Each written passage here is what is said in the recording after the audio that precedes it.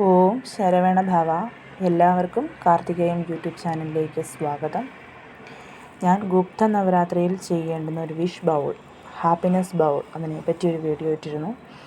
9 ദിവസം അടുപ്പിച്ച് ചെയ്യാൻ മിക്കവർക്കും സാധിക്കുന്നില്ല. പലരും വീഡിയോ താമസിച്ചാണ് കണ്ടത്. ഞാൻ പിന്നെ കമൻറ്റിൽ വന്ന് ചോദിച്ചവരോടൊക്കെ 7 ദിവസമായിട്ടും 5 ദിവസമായിട്ടും ഇല്ലെങ്കിൽ ലാസ്റ്റ് 3 ദിവസമൊക്കെ ചെയ്യാൻ പറഞ്ഞിരുന്നു. ഇനി അതൊന്നും സാധിക്കാത്തവർക്ക് ഒരൊറ്റ ദിവസം ദേവിയെ പ്രാർത്ഥിച്ച് ആഗ്രഹം സാധിക്കാനായിട്ടുള്ള ഒരു റെമഡിയാണ് പറഞ്ഞു തരുന്നത്. ഇതും വളരെയധികം പവർഫുള്ളായിട്ടുള്ളൊരു റെമഡിയാണ്. ഈ ജനുവരി 30 തീയതി മുതൽ ഫെബ്രുവരി 7 തീയതിയുള്ള ഏതെങ്കിലും ഒരു ദിവസം നിങ്ങൾ ചെയ്താൽ മതി. ഇപ്പം ജനുവരി 30 കഴിഞ്ഞ് ഇന്ന് 31.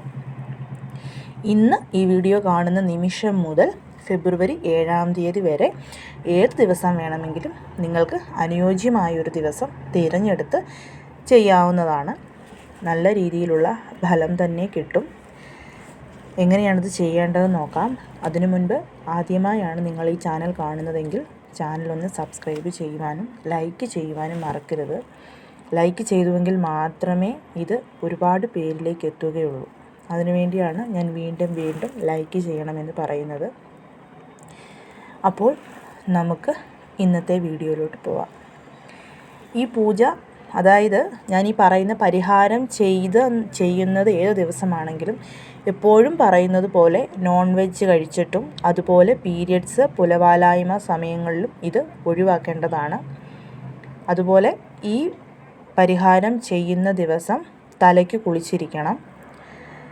ഈ പരിഹാരം ചെയ്തതിന് ശേഷം നിങ്ങൾ നോൺ വെജ് കഴിക്കുന്നവരാണെന്നുണ്ടെങ്കിൽ കഴിക്കാവുന്നതാണ്. അതിനൊന്നും ഒരു കുഴപ്പവുമില്ല.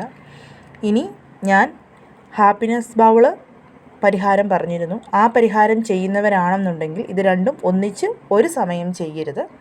രാവിലെ ഹാപ്പിനെസ് ബൗൾ ചെയ്യുന്നവരാണെങ്കിൽ അത് ചെയ്ത് തീർത്തിട്ട് വൈകിട്ട് നിങ്ങൾക്ക് ഞാനിപ്പോൾ പറയുന്ന പരിഹാരം ചെയ്യാം. രണ്ടും കൂടെ ഒരേ സമയം ചെയ്യാൻ പാടില്ല എന്നേ ഉള്ളൂ. ഈ പരിഹാരം ചെയ്യുന്നതിന് മുൻപ് ഏത് ദേവിയാണോ വീട്ടിലുള്ളത് ആ ദേവിക്ക് മുമ്പിൽ ഒരു ദീപം കൊളുത്തി വെക്കണം. നെയ്ദീപം തന്നെ കൊളുത്തി വെക്കണം.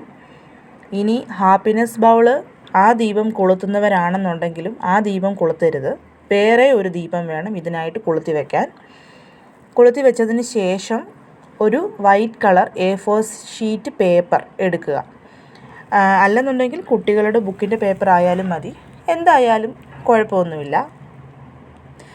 എന്നിട്ട് ആ പേപ്പറിൽ ഗ്രീൻ അല്ലെങ്കിൽ റെഡ് കളറിലെ മാർക്കറോ സ്കെച്ച് പെന്നോ, ഇനി പേനായാലും പ്രശ്നമൊന്നുമില്ല, അതെടുത്ത് ഏറ്റവും മുകളിൽ ഓം ഗം ഗണപതയെ എന്നെഴുതുക. അതിന് താഴെ ഓം എന്ന പ്രണവ മന്ത്രം എഴുതുക.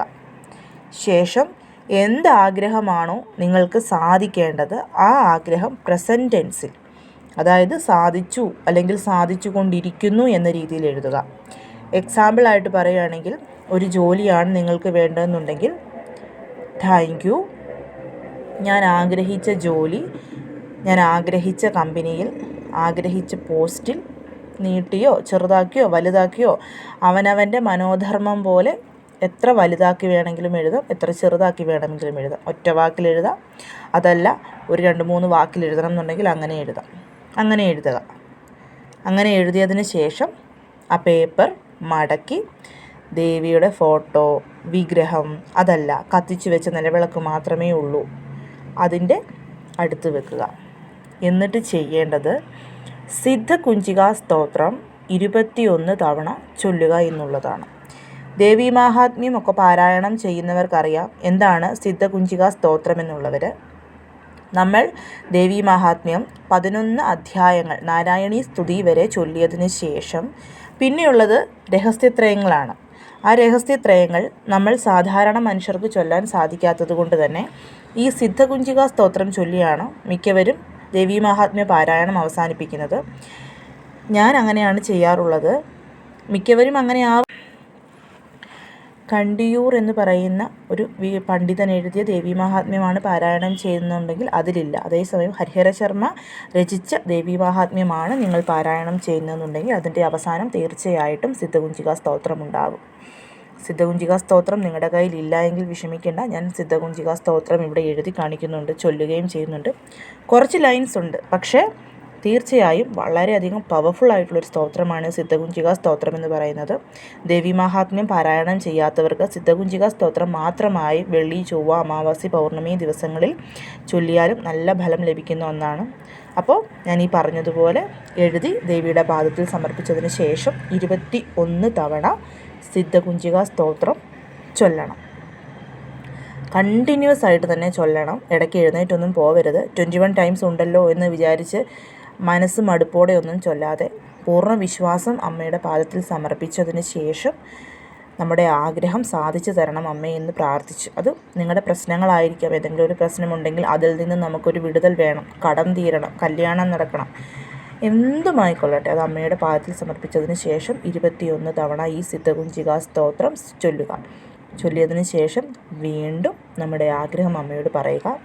ആ പേപ്പർ അമ്മയുടെ പാദത്തിൽ തന്നെ ഇരുന്നു കൊള്ളട്ടെ. ഇത് ഒരേ ഒരു ദിവസം മാത്രം ചെയ്താൽ മതി. നിങ്ങളുടെ ആഗ്രഹം സാധിച്ചതിന് ശേഷം നിങ്ങൾക്ക് ഈ പേപ്പർ വെള്ളത്തിൽ ഒഴുക്കിക്കളയുകയോ മരത്തിൻ്റെ ചുവട്ടിലിടുകയോ അതല്ല വീട്ടിലുള്ള തുളസിച്ചെടിയുടെ ചുവട്ടിൽ കുഴിച്ചിടുകയോ അതല്ല കത്തിച്ച് അത് പ്രപഞ്ചത്തിന് സമർപ്പിക്കുകയോ എന്തും ചെയ്യാം. ആഗ്രഹം സാധിക്കുന്നത് വരെ ആ പേപ്പർ പൂജാമുറിയിൽ അമ്മയുടെ ഫോട്ടോയുടെയോ പാദത്തിൻ്റെ അടുത്ത് സൂക്ഷിച്ചു വെക്കേണ്ടതാണ്. തീർച്ചയായിട്ടും നല്ല രീതിയിലുള്ള ഒരു വ്യത്യാസം ഇത് ചൊല്ലുന്നതോടുകൂടി നിങ്ങൾക്ക് അനുഭവപ്പെടും. എന്താണോ പ്രാർത്ഥിച്ചത് നടക്കും. എനിക്കൊരു കമൻറ്റ് ഉണ്ടായിരുന്നു, നിങ്ങൾ പറയുന്ന എല്ലാ കാര്യങ്ങളും ഞാൻ പൂർണ്ണ വിശ്വാസത്തോടു കൂടി ചെയ്യുന്നുണ്ട്, പക്ഷേ എനിക്ക് വലിയ മാറ്റമൊന്നുമില്ല എന്നുള്ളത്. ഞാൻ അതിനെന്ത് മറുപടി കൊടുക്കണം എന്ന് ആദ്യം ആലോചിച്ചു. നമ്മൾ ഗ്യാസ് കത്തിക്കുന്ന സമയത്ത് ലൈറ്റർ എടുത്ത് കത്തിച്ച് കഴിഞ്ഞാൽ ഉടനെ ഗ്യാസ് കത്തുന്നത് പോലെയല്ല ഇത്. നമ്മൾ ഒരുപാട് പൂർവ്വജന്മ കർമ്മങ്ങളും വിനകളും പാപങ്ങളും ഒക്കെ ചെയ്തിട്ടുണ്ടെങ്കിൽ അതെല്ലാം തീർന്നതിൻ്റെ അവസാനമേ നമ്മളിലോട്ട് റിസൾട്ട് എത്തുകയുള്ളൂ. മിക്കവർക്കും വളരെ പെട്ടെന്ന് തന്നെ റിസൾട്ട് കിട്ടും. കാരണം അവർക്ക് വലിയ കർമ്മവിനകളൊന്നും ഉണ്ടാവില്ല. കർമ്മവിനകൾ കൂടുതലുള്ളവർക്കാണ് റിസൾട്ട് കിട്ടാൻ താമസം. പക്ഷേ തീർച്ചയായിട്ടും റിസൾട്ട് കിട്ടിയിരിക്കും, ഒരല്പം താമസിച്ചാലും. ഞാൻ എപ്പോഴും പറയുന്നത് പോലെ വിശ്വാസവും ക്ഷമയുമാണ് നമുക്ക് വേണ്ടത്. വിശ്വാസവും ക്ഷമയോടും കൂടി നമ്മൾ ഓരോ കാര്യം ഡേ ബൈ ചെയ്തുകൊണ്ടേ ഇരുന്നാൽ, അതിപ്പം എൻ്റെ തന്നെ ചെയ്യണമെന്ന് ഒരിക്കലും ഞാൻ നിങ്ങളെ നിർബന്ധിക്കില്ല. നിങ്ങൾ പല വീഡിയോസ് കാണുന്നവരായിരിക്കാം. അതിൽ ഏതെങ്കിലും ഒരാളുടെയെങ്കിലും വീഡിയോസ് സ്ഥിരമായി കാണുന്നവരാണെന്നുണ്ടെങ്കിൽ അതല്ല ഒത്തിരി കാണുന്നവരാണെന്നുണ്ടെങ്കിൽ അങ്ങനെ എന്തെങ്കിലും ഒന്ന് സെലക്ട് ചെയ്ത് തീർച്ചയായിട്ടും നിങ്ങൾക്കത് ചെയ്യാവുന്നതാണ്. അങ്ങനെ ചെയ്ത് വരുമ്പോൾ നമ്മൾക്ക് നല്ല രീതിയിലുള്ള വ്യത്യാസങ്ങൾ പതിയെ ആണെങ്കിലും അനുഭവപ്പെടും. പിന്നെ ഉള്ള ഒരു കാര്യമെന്ന് പറയുന്നത് അത് സ്ഥിരമായി നമ്മുടെ ജീവിതത്തിൽ നിലനിൽക്കുകയും ചെയ്യും എന്നുള്ളതാണ്. സ്വിച്ച് ഇട്ടാൽ ലൈറ്റ് കത്തുന്നത് പോലെ ഒരു മന്ത്രം ചൊല്ലിയാൽ ഉടനെ ഫലം കിട്ടിയാൽ അതിന് താൽക്കാലികമായിട്ടുള്ള ഒരു ആശ്വാസം മാത്രമേ കാണുകയുള്ളൂ. അതേസമയം നമ്മൾക്ക് കിട്ടുന്ന ഫലം വളരെ പെരിയാണ് എന്നുണ്ടെങ്കിൽ അത് തീർച്ചയായിട്ടും സ്ഥിരമായിരിക്കും, നിലനിൽക്കുന്നതായിരിക്കും. എന്നെ സംബന്ധിച്ചിടത്തോളം ഞാൻ പറയുകയാണെങ്കിൽ അങ്ങനെയുള്ള ഫലങ്ങളാണ് നമുക്ക് വേണ്ടത്, സ്ഥിരമായ ഫലങ്ങൾ. അല്ലാണ്ട് പെട്ടെന്ന് വന്നു പോകുന്നൊരു ഫലം കിട്ടിയിട്ട് കാര്യമില്ല, താൽക്കാലിക ശമനം കിട്ടിയിട്ടും കാര്യമില്ല. അതുകൊണ്ട് തന്നെ ഈ കോടീശ്വര മന്ത്രമൊക്കെ ഞാൻ ഇട്ടപ്പോൾ കുറേ പേരുണ്ടായിരുന്നു, ഇത്ര ദിവസം ചെയ്യണം, ഇങ്ങനെ ചൊല്ലണം, ഇതൊക്കെ ബുദ്ധിമുട്ടല്ലേ. പക്ഷേ നിങ്ങൾ മനസ്സിലാക്കേണ്ടുന്ന ഒരു കാര്യം, അതിൽ നിന്ന് കിട്ടുന്ന റിസൾട്ട് 100% ആണ്. ലൈഫ് ലോങ് നമുക്കൊരു ബാങ്കിലൊക്കെ ഫിക്സഡ് ഡിപ്പോസിറ്റ് ഇട്ടാൽ എങ്ങനെയാണെന്ന് പറയുന്നത് പോലെ ലൈഫ് ലോങ് വാലിഡിറ്റിയാണ് അതിനൊക്കെ. ഇടയ്ക്ക് വെച്ച് കേടാകുകയോ അല്ലെങ്കിൽ ഇടയ്ക്ക് വെച്ച് റീചാർജ് ചെയ്യേണ്ട ഒരാവശ്യവും വരുന്നില്ല. അതുകൊണ്ട് അത്തരം മന്ത്രങ്ങളും അത്തരം പൂജകളും നമ്മുടെ ജീവിതത്തിൽ ചെയ്യുമ്പോൾ നമുക്ക് ഒരുപാട് നല്ല ഫലങ്ങൾ ലഭിക്കും. എന്തായാലും എല്ലാവരും ഈ ദിവസത്തിനിടയ്ക്ക് ഫെബ്രുവരി 7-ാം തീയതിക്കുള്ളിൽ നിങ്ങൾ ഈ ആഗ്രഹം ചെയ്തു നോക്കൂ. തീർച്ചയായിട്ടും ദേവി നിങ്ങളെ അനുഗ്രഹിക്കുന്നതായിരിക്കും. എല്ലാവരെയും മുരുകൻ അനുഗ്രഹിക്കട്ടെ. ഓം ശരവണ ഭവ. സിദ്ധകുഞ്ചികാ സ്തോത്രം. ഓം അസ്യ ശ്രീകുഞ്ചികാ സ്തോത്രമന്ത്രസ്യ സദാശിവഋഷി അനുഷ്ടുപ് ഛന്ദ ശ്രീ ത്രിഗുണാത്മികാ ദേവത. ഓം ഐം ബീജം, ഓം ഹ്രീം ശക്തി, ഓം ക്ലീം കീലകം. മമ സർവാഭീഷ്ടസിദ്ധ്യത്തെ ജപേ വിനിയോഗ. ശിവ ഉവാച. शृणु देवी प्रवक्ष्यामि कुञ्जिकास्तोत्रमुत्तमं येन मन्त्रप्रभावेण चण्डीजापशुभो भवेत्। न कवचं नार्गलास्तोत्रं कीलकं नारहस्यकं न सूक्तं नाभिध्यानं च न नास्यो न जवार्जनम्। कुञ्जिकापाडमात्रेण दुर्गापाडफलं लभेत् अतिगुह्यतरं देवी देवानामपि दुर्लभम्। कोपनीयं प्रयत्नेन स्वयोनिरिव पार्वती मारणं मोहनं वश्यं स्तम्भनोच्चाटनादिकं पाडमात्रेण संसिद्धेत् कुञ्जिकास्तोत्रमुत्तमम्।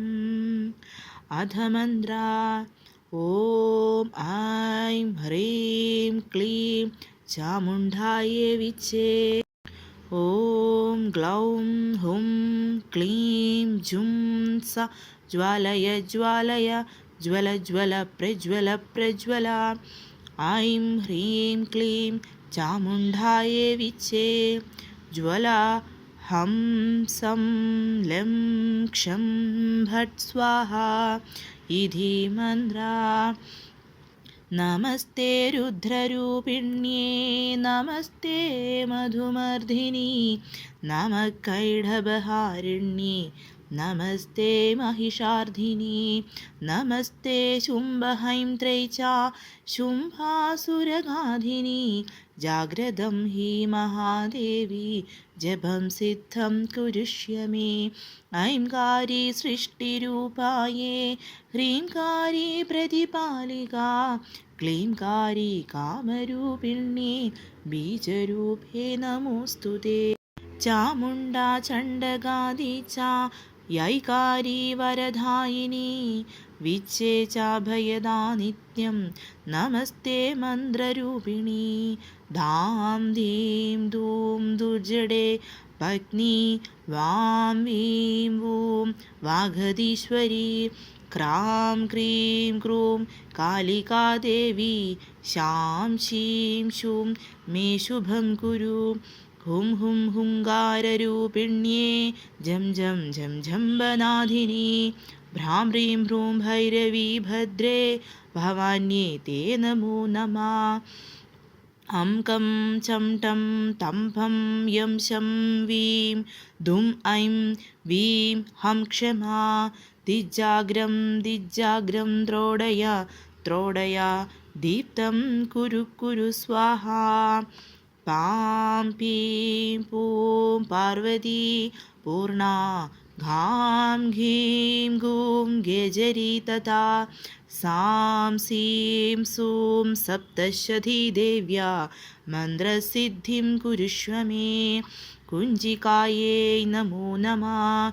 इत्थं तु कुञ्जिकास्तोत्रं मन्त्रजागर्दिहेदवे अभक्तेनैव दातव्यं गोपितं रक्ष पार्वती। यस्तु कुञ्जिकया देवी हीनां सप्तशतीं पठेत् न तस्य जायते सिद्धिररण्ये रोदनं यथा। इति श्रीरुद्रयामले गौरीतन्त्रे शिवपार्वतीसंवादे कुञ्जिकास्तोत्रं सम्पूर्णम्।